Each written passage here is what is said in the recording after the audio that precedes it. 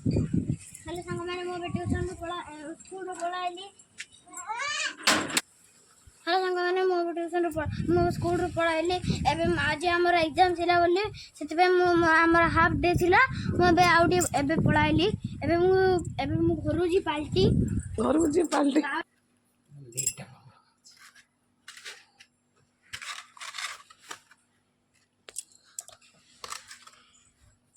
सांग मैंने मो स्कूल आकर फ्रेश फ्रेश होती मामा मो पखाड़ आज आज मध्य भोजन हो पखाड़ भात सहित कलरा भजा आउ पांपड़ खाइबा।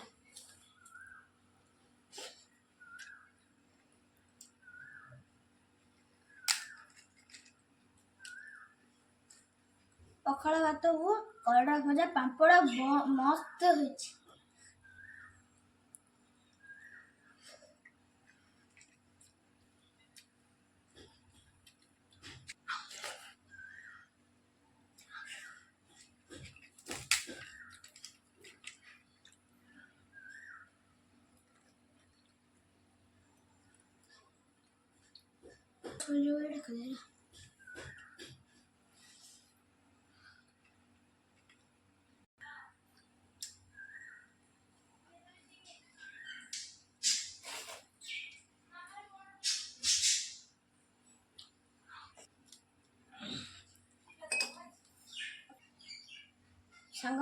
सांग मैंने मो खाया ससरा परे मुझे रेस्ट करी टाटा।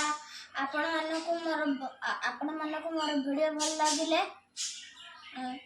फॉलो करिए, लाइक करिए, सब्सक्राइब करिए।